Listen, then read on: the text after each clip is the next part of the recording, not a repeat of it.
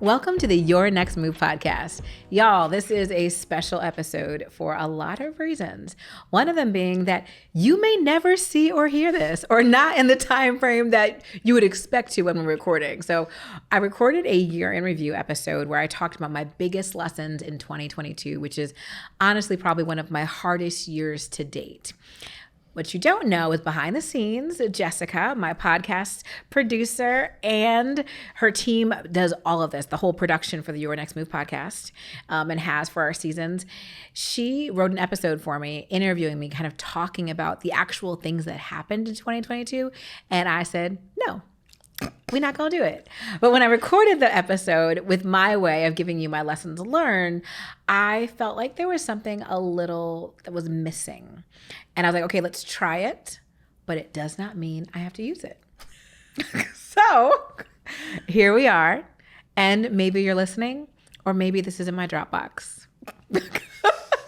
Here is Jessica, also the host of Rich in Real Life. Real life. Yes, indeed. Welcome, welcome, welcome. And I'll be quiet now.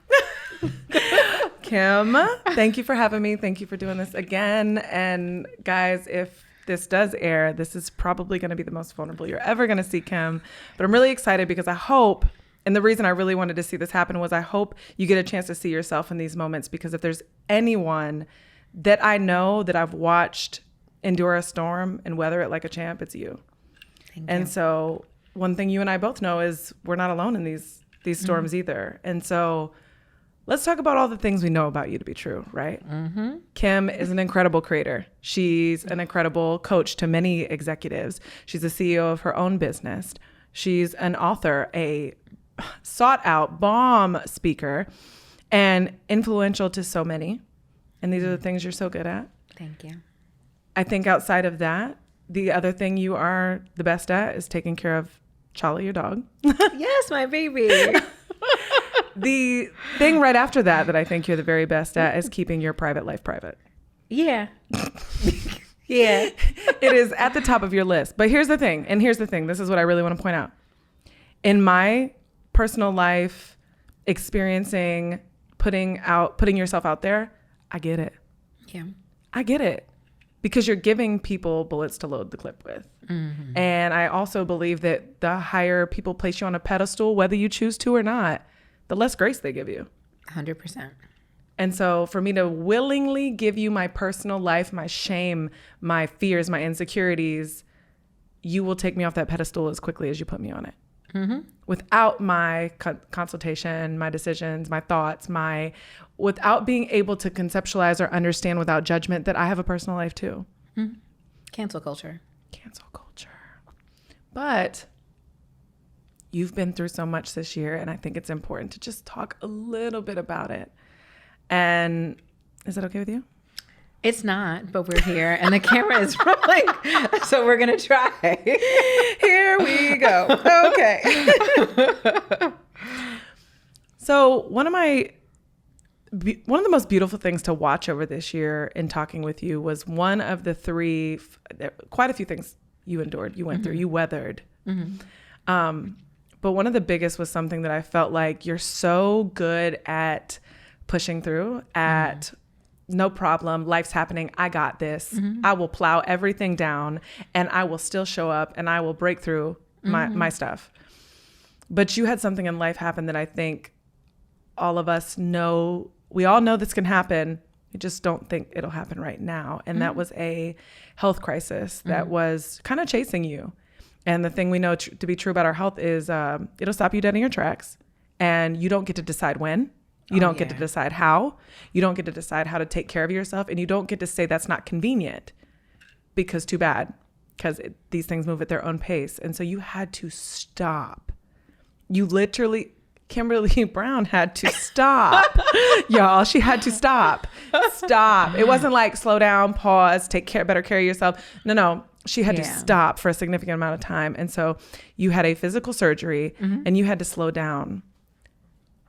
I want to know what happened to you mentally when you weren't able to constantly show up as this version of yourself. Did it make you question yourself? Did it make you wonder, how do I if I'm not showing up for other people, am I now questioning myself? Like, what were some of the thoughts you heard that kind of made you question yourself during that time? Oh, it makes me feel weak. I think that's the biggest thing. Oh my God. Point blank period. Is I'm not able to, I don't even want to say like perform, because I don't think it's performative. I think that I am genuinely in my core, like the definition of a high achiever. And it feels good to achieve to me, even when I don't get like external validation for achievement. So even like right before this, I was saying like my house is a mess right now we have stuff everywhere. And I told Eric, I was like, yo, at night, I would get out of bed to clean. Nobody's here. You'll be itching. I'll be itching. And I'm like, let me just get out of bed. Let me clean. So when I wake up in the morning and I walk out, my home isn't crazy. Like that's the type of person I am. I will achieve when I'm by myself and no one is watching. And I think it made me feel weak for a multitude of reasons, because I think it was for the first time I could not.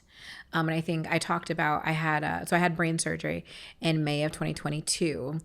And cognitively, when you have brain surgery, you're just not there. Like, and I think my surgeon always told me, he's always from Mount Sinai, shout out to Dr. Srivastava, because he's incredible for anything neuro. He always tells me, like, I know that you're like superhuman, like outside of the world. Like you do all the things. However, like your brain is actually just like everybody else. And like you need to heal just like everybody else. And it's probably gonna take you more effort because you do so much. And for me, it's like I knew that my healing timeline was going to be, I think initially they said like I should feel much better in 4 weeks, but more like 8, with effects lasting like 3 to 6 months potentially after. But I had complications in surgery, so it slowed me down. And I just remember I got home, when I finally was home, so I was in the ICU for 3 days. And then I came home and I was on like a course of like medication just to make sure I didn't get infected with anything. Like whenever they cut you, they just like, they give you all the things to make sure. But I cognitively couldn't understand how to take the medication. Part of it was confusing. Yeah. And part of it was my brain wasn't working at its normal capacity.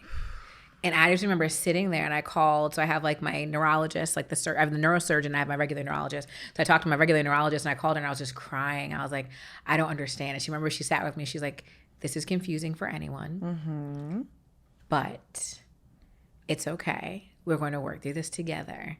And I think it just made me feel weak.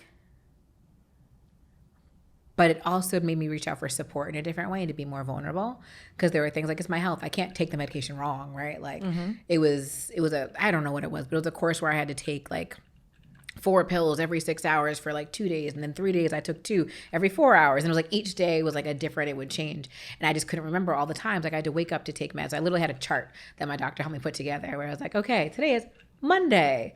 You're taking it at 7 a.m., 12, 3, 7, and blah, blah, blah, blah. And I literally mapped it out, and I lined up the pills for each day out on the sheet on my counter. Not you proofing the process to make sure that you don't mess it up.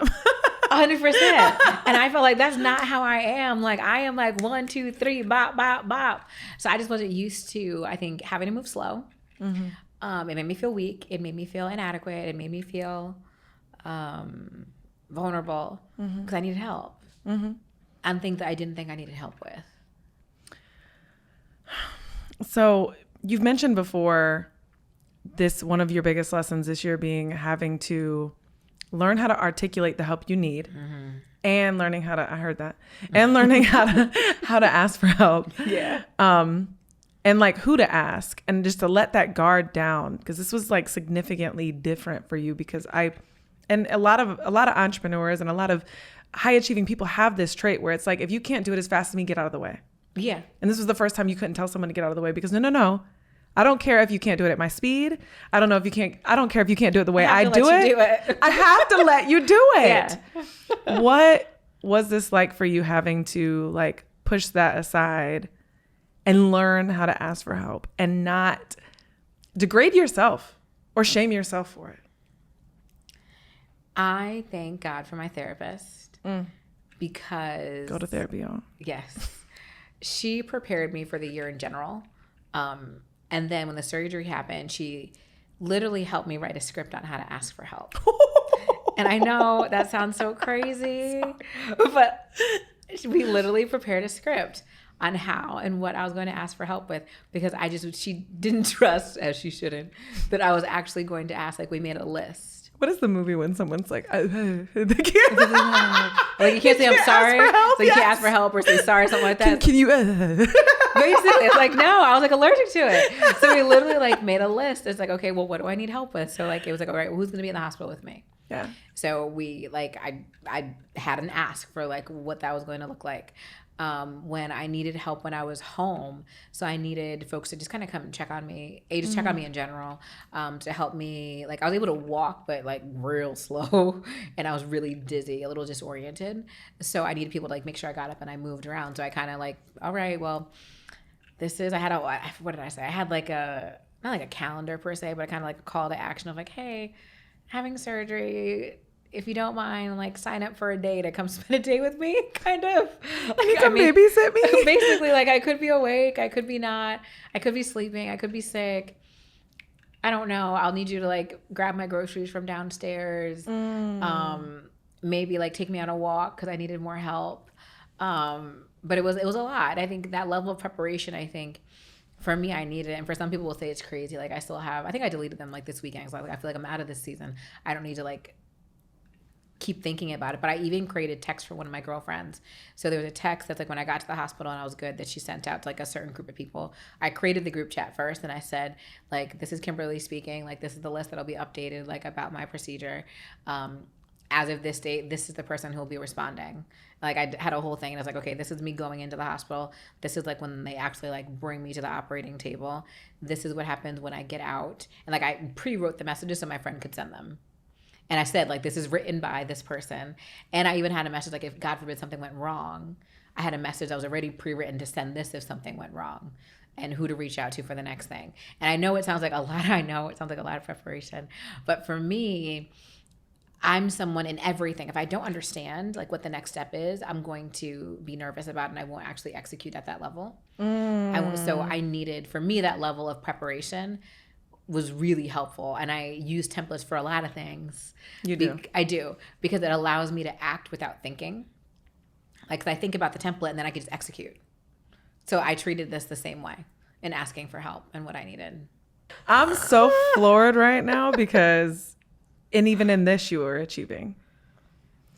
But it's almost something you've created, it sounds like, for a long time. And I think a lot of like high level, high achieving professionals have to do this, where they constantly have to bulletproof themselves from their own bullshit. Yeah. And I think it's like I look at it as like setting myself up for success. And I think I've talked about that. You'll hear me say it a multitude of times this season, because I feel like that's what my life has been like. What do I need to do to be okay? I don't care what you think, how you're judging me, if you think it's too much, you think it's too little. I need to make sure that I am okay. Beyond a shadow of a doubt. I think I just need to make sure that I'm good. So even if it looks like it's too much, which most of the time I think I have a fear of people thinking that I'm too much of anything, just too. So for me, setting myself up, I was like, well, it's not, I don't care. This makes me feel good. Your twos are what make you so incredible.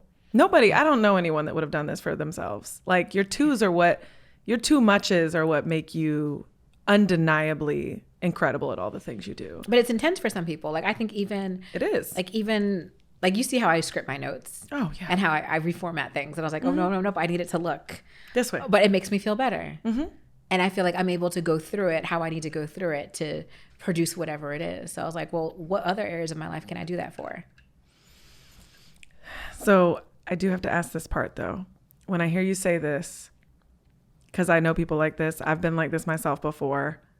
This is also preventing you from having to trust anyone. Yeah, to an extent. I think yes and no, because I think I have a business coach who I've been working with this past year. And one of the things we talk about a lot is delegation. And in understanding, is the end result going to be different by me controlling the whole process? Yes. So it's understanding, for me, what does done look like? And is it good enough? So like, I check myself continuously via your standards. Yes. Like, if my best friend orders my groceries for me versus me like writing out what I need, she's a grown woman. She knows what I eat. She knows what I don't eat. Will it be the end of the world if she got the wrong type of whatever? No. Will it be the end of the world if my assistant sends an email out that didn't get proofed by me or sounded a little bit different? Honestly, no. So I think it's like I set up as much as I can in some areas, and in others I'm learning to just like, was it done? It was done. It was done, and there weren't any consequences. Maybe my ego was like, ooh, we shouldn't have done it like that. But I'm learning to like be like, Kim, like, it's fine. It's fine. Because you have a very high standard of delivery for yourself. 100%. I believe in like finished products. I believe in my draft being a finished product. And I know that that's intense, and I know that that is unrealistic for a lot of people. And I know that that's just how I've always been. Like, I've always been like that.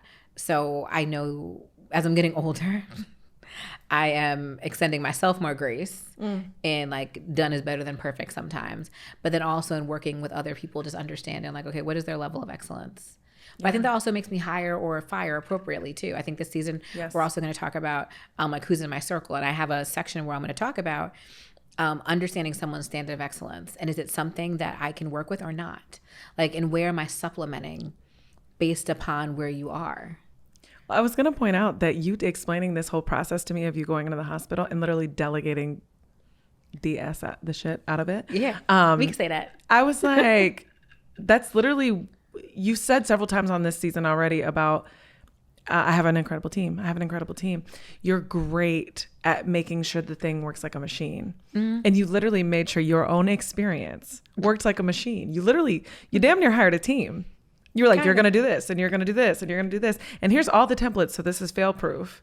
It's going to work like a machine. Watch. And then I'm going to go to sleep now. And everybody's going to take care of it the way that I told them to. You created this highly functional machine, just like you do in your business, just like you do in your personal life. Like, you literally bulletproof everything. You set yourself up for success, and you built your own personal experience. You built a team for it.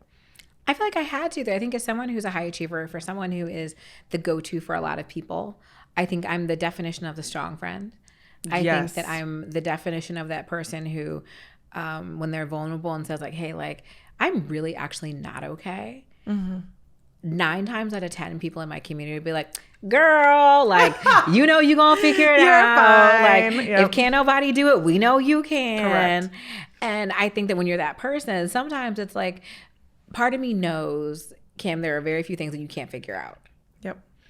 But on the other side, I don't want to figure it all out. I don't want to do it all the time. But for some things, I want to set myself up so I can get as close to what I actually desire as possible. But I'm also, I think on the other side, is like strict as I may be on some sides, I'm also learning to just let it go sometimes. And just be like, do I actually need that? Is it that important? Like, do it for the things that are important. Me having like a good like recovery process, knowing how much help I needed, it's like, oh, I'm gonna put all the effort into this. For other things, I was like, we ain't got the time today. No. Or tomorrow. So it'll get done when it gets done. So I don't know about y'all, but when I'm like sick and I'm on, like, we all will joke and we're like, I wish somebody would just take care of me on the couch. I wish I could just, and then 4 days of that go by when you have a real sickness or a flu. And then you're like, okay, I need to do something. I need to move. I need purpose. I need to feel something. And we're like, get me off this couch. Anything that'll make me feel better. I questioned my life at some point, right around day 4 or 5. Yeah. What did 6 to 8 to 12 weeks of sitting in your stillness? What was the loudest? The loudest? Well, I also numbed it with TV. I will say that. But you probably needed it. And I also... You needed to check out. Oh, yeah. I think I just zoned out. I think I also, because of the surgery, I was also in a lot of pain. And for my type of neurosurgery that I had, like, I didn't really get pain meds. So I was... after I got out of the hospital, I didn't really have that much. I think they gave me something eventually to calm me so I could sleep. But I didn't really get, like... I think maybe I had some ibuprofen. I had some, like, super strong anti-inflammatories. I didn't get nothing good. I didn't get the good things that are like, oh, I feel nothing. I felt a lot. So I just watched TV. What did I watch? I watched Blacklist. I loved Blacklist. Oh my God. Like, what's his name? Raymond Reddington? Yes, Raymond Reddington. Like, he is my guy. I watched all the seasons of that. I caught up on a whole bunch of medical dramas. Like, I didn't need to watch anybody else be sick in the hospital. I watched... Did I watch Queen of the South? I think I could have watched Queen of the South. I think I could have watched some of that. I got into that for a while. There were a few things that I just like plowed through it. I wasn't sleeping. So I got through like, what was it? 8-9 seasons of Blacklist by like May of last year in like maybe 3-4 weeks. I wasn't doing anything else. Yes. Maybe a little nap. Put Blacklist back on. What Raymond doing? Wow. So I zoned out. I think that was how I coped. I think during that period, it's like I just got engrossed in what is Raymond doing? Somebody else's stuff. Yeah. I use TV like that to zone out. Or I'll go back to Grey's Anatomy sometimes because I love Grey's. So I'll just start that over. Episode 1, season 1. Run this back. Run it back. Run this back. 100%. Let me see what it was like in the good old days. Like, and I'll rewatch stuff like that.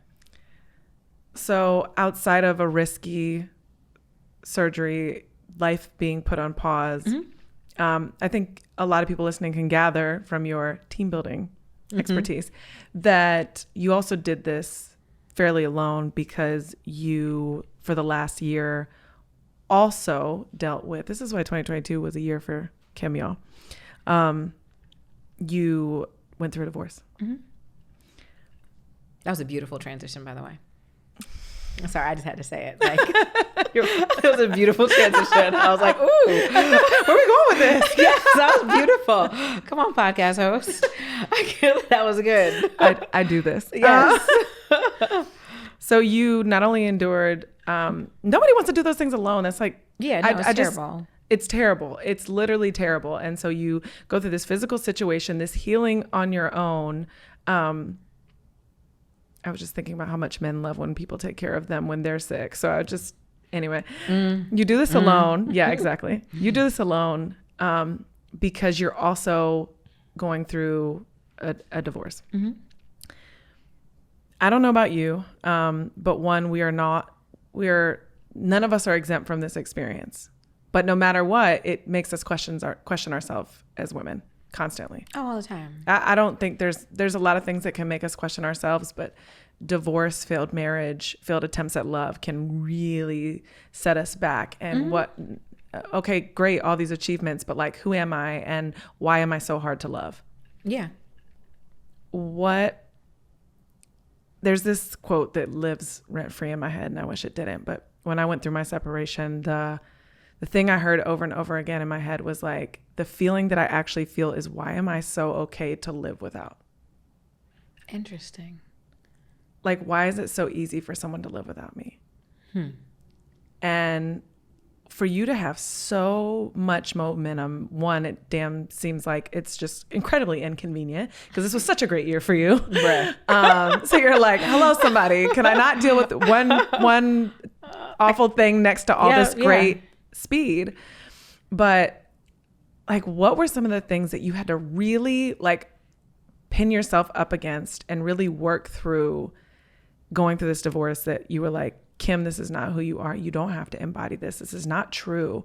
Things that you had to really like step outside of yourself and fight for. Like there's so many people listening, like you fought for your limiting beliefs before. You said, okay, yes, I can't do this. Yes, I can't be loved. Yes, I'm unworthy. Yes, I can't be married. I suck at being married. Like you fought for those limiting beliefs, but sometimes in a space like this, when you have momentum, when you are impacting lives, when you are doing incredible things and something like this hits you like a freaking train, you have to fight against those thoughts because they will come. Yeah, I think... I'm trying to think in my mind of how I want to answer this question, because I also believe that like one of the most sacred things in the world is marriage. And there's things that happen between a couple that is nobody's business and should never be anybody's business. But then also at the same time, understanding that I'm on social media, I share about my life. So people ask, they've asked in public forums, they've asked in private forums. Inappropriate ways. Yes, inappropriate ways all the time. So I think that for me, what I will say is that I feel like, I thank God for therapy. I think I'm going to mention therapy like 18 million times, because I think one of the things that therapy does is help you look at yourself. And I'm always big on like, how did I contribute to whatever situation is? The good, the bad, the indifferent, to radical its success, self-responsibility, to its failure. Yes. So because I am radically clear on what I did and what I did not do, I was able to free myself much faster from like beating myself up about it being what it was.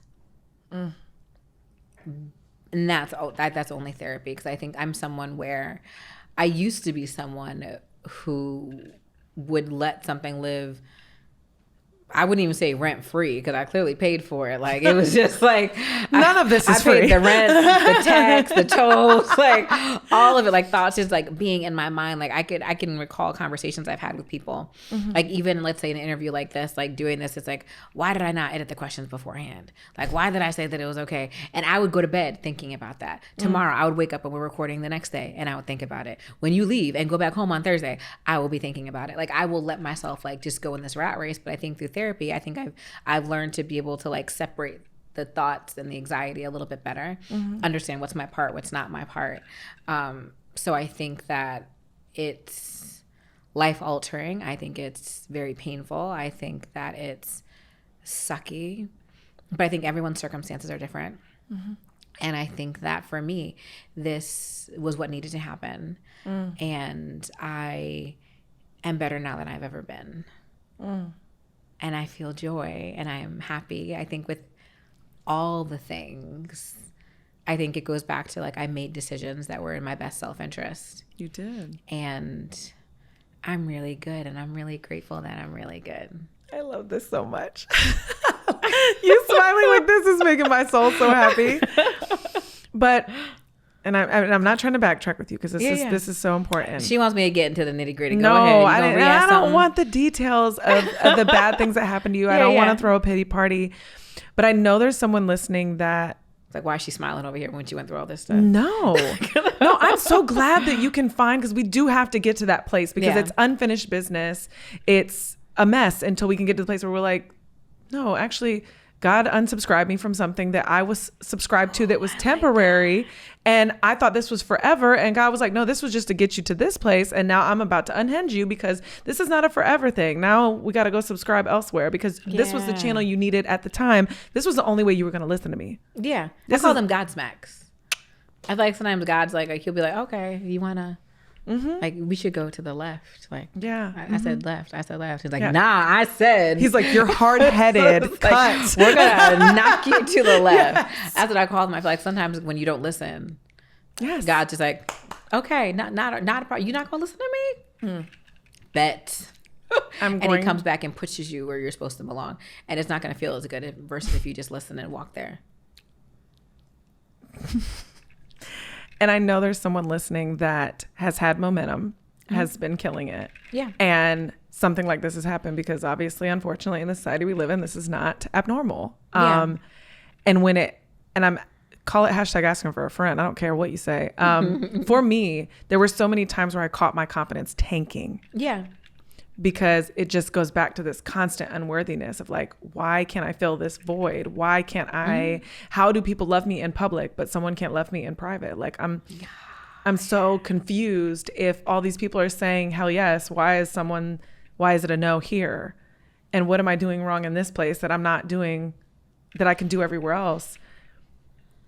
There's someone right now, because I've felt it, that is killing it, but has to cry in the bathroom before they walk into a boardroom.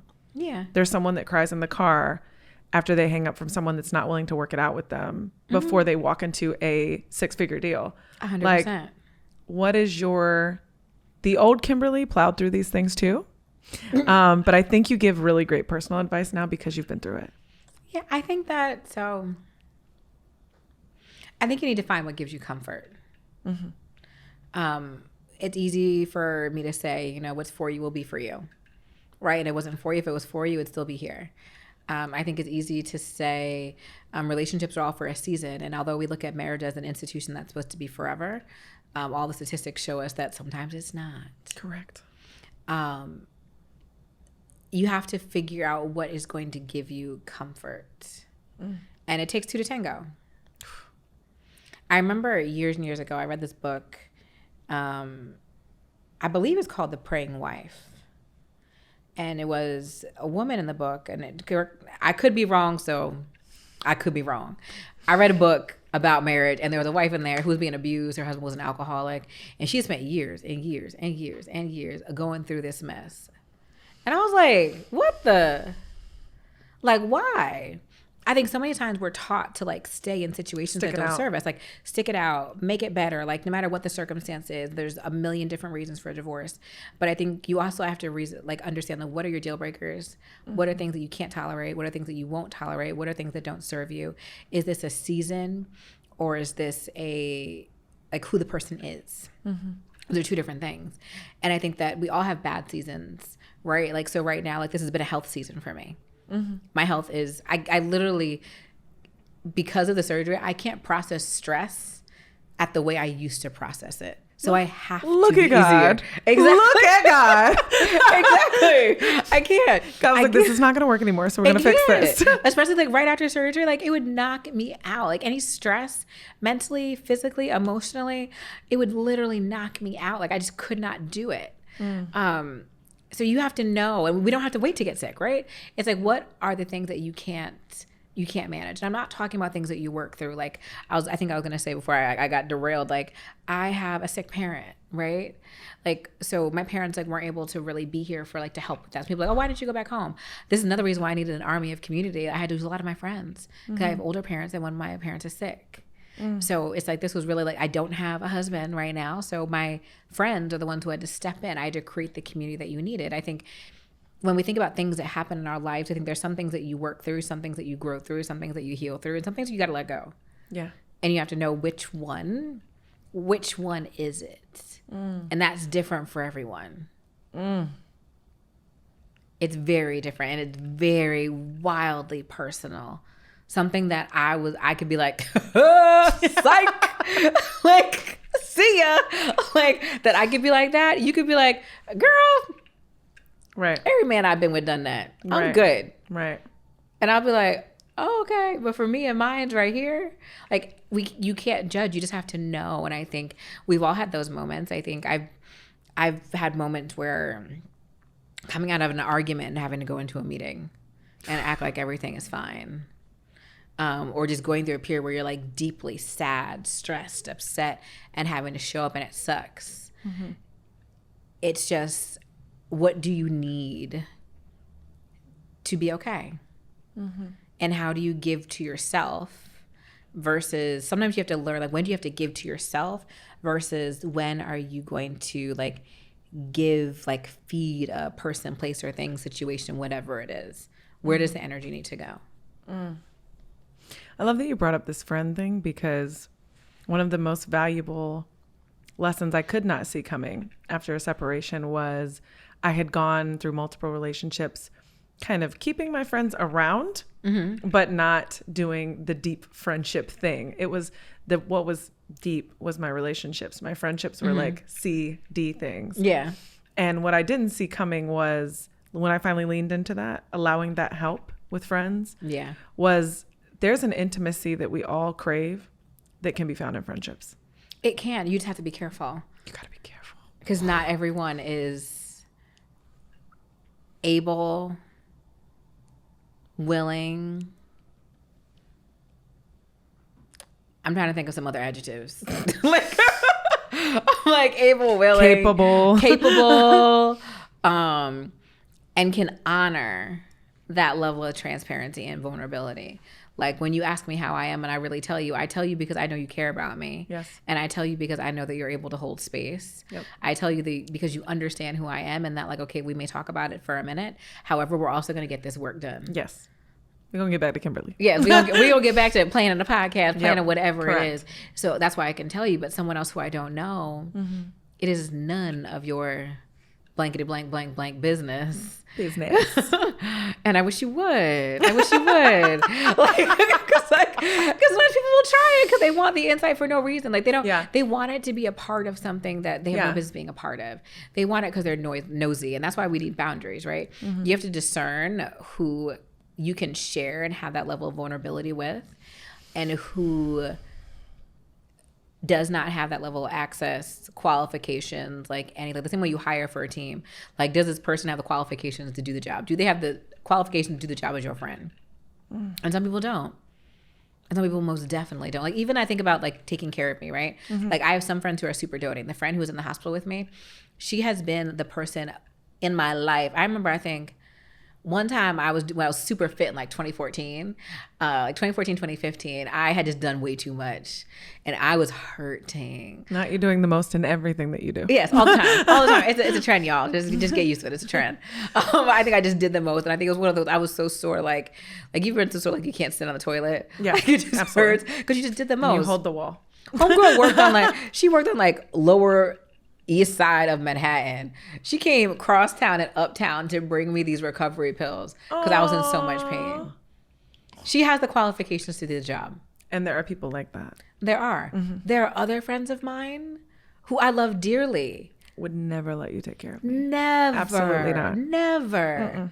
100%. There's other friends of mine who like, they will never hear the ins and outs of what happened in my marriage. Like, I'm not going to talk about it, ins and outs of any of that, because of like, maybe they've never had like a long-term relationship. So they can't relate and they can't offer like the insights that I need or the feedback, or their point of view is just so widely different. You just have to know who your people are. You used a word I love that I play with from time to time, but I'm not very good at, but I think you are incredible at, and it's discernment. Yeah. And I think this level of change in your life and transformation that was not asked for but required brought on a different level of discernment for you that created like what I feel like I've witnessed over the last year, a whole cleanup process. Oh, yeah. You cleaned house. Yeah. You were like, 100%. Oh, this not working, you out. Yes. This isn't working well enough. Snap. Snippity snip snip. Yeah, don't make me feel good. You got to go. But what I also saw with you, and I want to talk about the cleanup process, but what I also saw with you was, I think, and I could be wrong, but I feel like you allowed a little less perfection. Yeah. You opened up a little bit more. It's like, and I could be fronting, but I feel like we saw a little bit of a softer Kim. Yeah, 100%. We're getting a little more of a vulnerable Kim. A little bit. A little bit. We try. I want to live the soft life like on Instagram. Just like Instagram, the girl say. I'm in my soft life era. Yes. In my own way. But yeah. I think it changed a lot for you. It did. I think it just put so much in perspective. So I think that the one thing I didn't share, but I shared in the year review, was like so it was like separation, divorce, got my eggs frozen, and then I had surgery. So it was like the first 5 months of the year were terrible. Like, I walked into the year being separated. So it's like the whole year I got my eggs frozen in March, April, and then I had surgery in May. So it was just, I had to be more tender with myself. And my BS tolerance was super low. I think when you have medical stuff going on, sometimes it's just like, I think it just makes everything worse. It's like, you can be tired, you could be exhausted, you could be all these things. But if you are sick and all this, it's like, no. And for not play with me. Yeah. And for anyone who's gotten their eggs frozen, like, it's terrible. The things that women have to do out in these streets, like for our like overall reproductive health and all the things, like, it is terrible. My body personally just did not love the process. I don't think anybody's body loves it, but it was just terrible amidst everything else. It was terrible. I think it just forced me to care differently. And I think I just also wanted a new experience. I think many times when bad things have happened in my life, I use it as like almost like a new set point. It's like, okay, so reset. Like, what's the reset here? Like, what is around me that I want? Like, or not what is it around me that I want? How do I phrase it another way? It's like, do I want everything that's around me? Debbie Brown said it recently. I went to Malik Teal did a live recording of her podcast, and she said, I may have to grab my phone. I think she said, like, I want the things that want me, or like, she said, I want to want what I want. Like, because many times we want, that's it. She said, I want to want the things that I want, because many times we want things that other people have. Yes. Like, we want what we see, we want what we may think may be great, but do we actually want what we want? And then I'll take it a step further and say, are we going for it? So when I had these reset moments, it's like, all right, like, clearly, like, my heart, my life, my feelings, my brain just splashed out. Like, so I got to put the pieces together. Why don't I put the pieces together in a way that I like, with people, places, and things that make me happy? And I realized that I didn't want some people around anymore. I didn't want to hang out in certain places. I didn't want to do certain things. I didn't want my home to feel a certain way. And I was like, let me redo it. And I think I'm also a bit of I'm definitely an introvert. So I come. Would y'all believe that? No. If you've ever seen me like come off stage after a speaking engagement, like so like a speaking engagement, like if I sign books after, like there's a meet and greet, and God forbid there's like a happy hour after. Oh God. I'm incoherent after that. Like if you were to like share a room with me, because that's the only way you'd probably really see it. Like I really can't speak. Like I'm just like I'm done. That was it. I don't know what's happening tomorrow. What's on the schedule? What's today's date? Like it just takes so much energy from me. I have to be by myself. So I throw myself into my home most of the time when anything like that happens. So like I redecorated my entire home. That's why I wanted to put the season in my house. Yes. I was like, I love how it is here. It's so homey. I put everything into how do I make my circle, my home happy. So with all of this, 2022 is not, well, as you're recording this, it's not even over yet. Yeah, got some time. And it feels like the best is yet to come. Yeah. Because we all know there's a storm, and then you weather it, and then you're like, okay, I did that. So now what? What's on the way? What's coming? What's one thing you would coin out of all of this, having your eggs frozen, enduring a divorce, surgery, like having to sit and still, this is a lot in less than a year, Kim. Oh my God.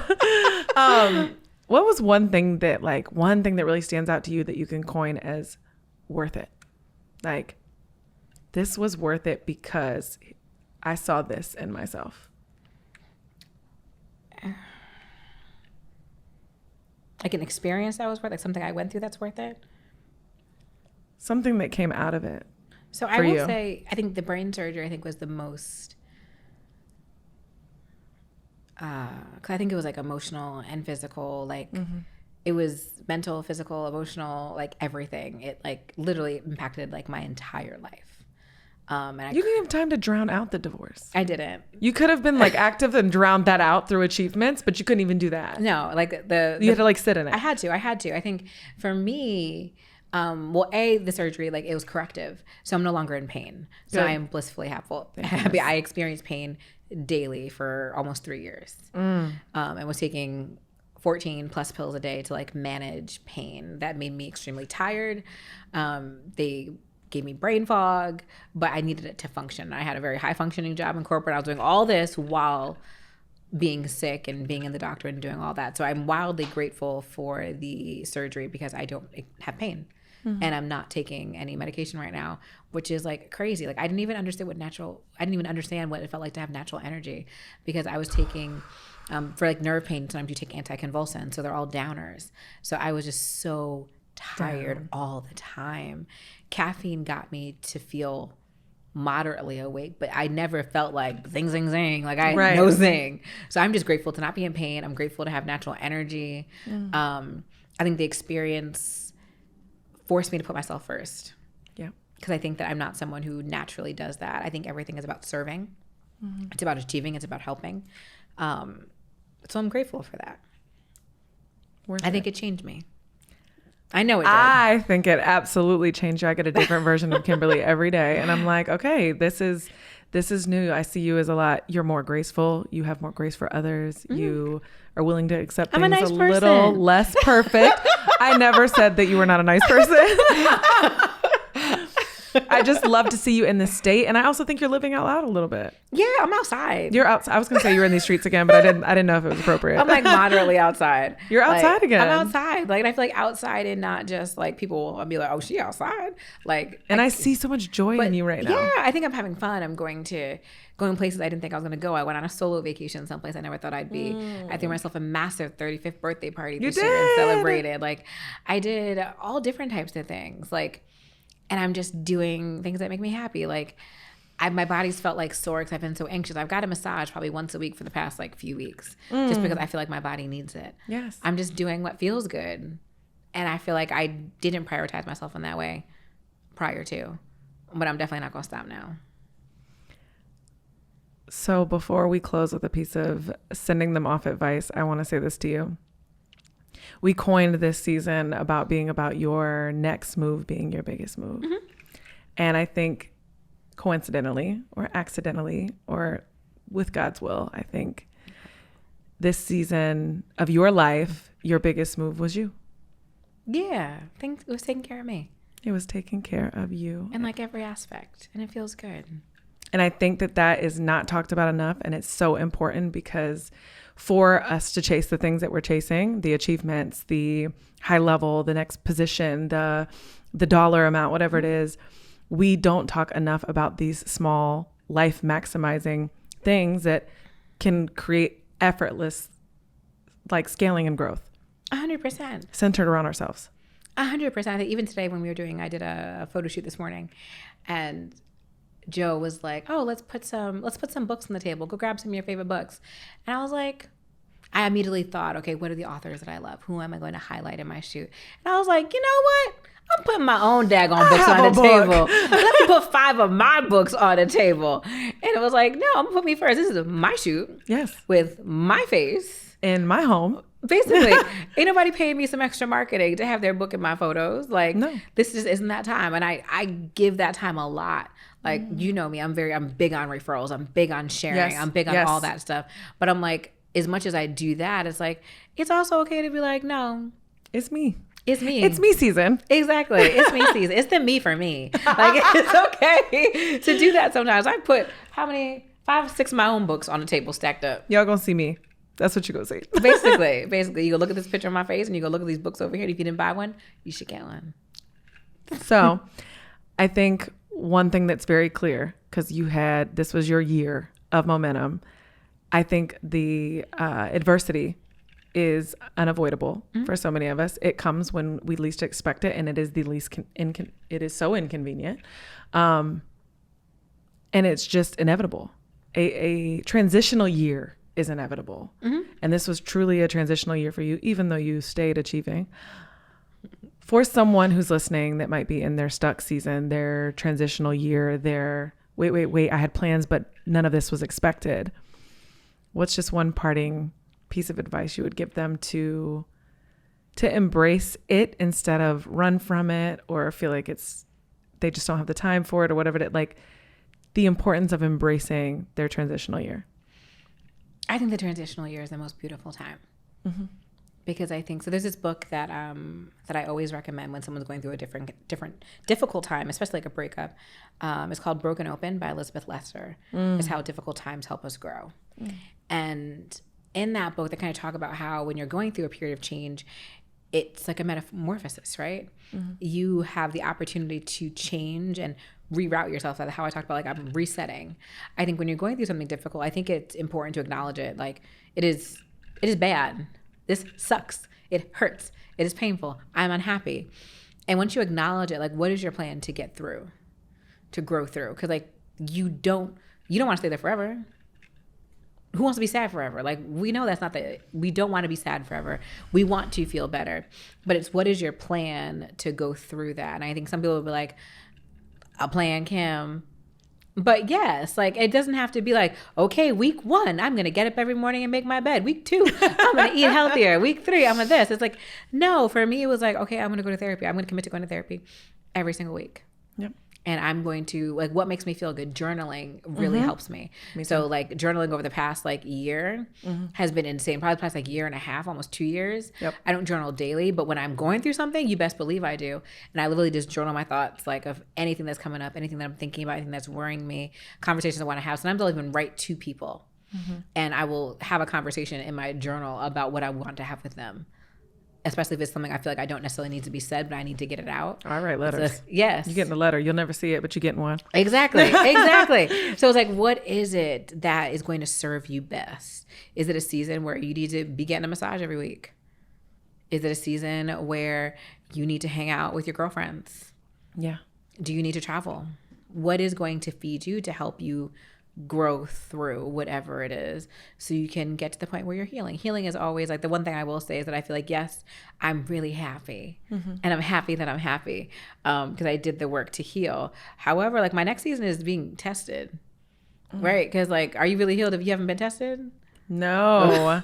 It's like, you're talking about implementation, practical implementation, like, after all this. So now what happens when I'm triggered again? Because we always talk about triggers, right? Like, triggers are all, like, I'm going to be triggered from a bunch of things. How am I going to cope with that? That's the next season. But I'm also excited about it because I've already experienced a little bit. You know, I said I'm outside, so I've, like, I had a little bit of being, like, triggered and seeing how I'm doing, and I'm, like, baby stepping my way to get to like the highest version of myself, like this next season, which I'm super duper excited about. I cannot wait, Kim. I know this hurt. Yeah, this is a lot of talking. Probably like my longest podcast episode ever, honestly. Thank you. I take that as a compliment. Yes. But I'll end with this, because what I just got to witness you do is something I heard, and Eric will appreciate this. I heard in church the other day, and it really like hit me hard. Was we talked so much about planting and reaping, like planting the seed and reaping it. And he said, you can plant, you can Google how to plant, you can ask someone how to plant, you can plant. He said, you can reap.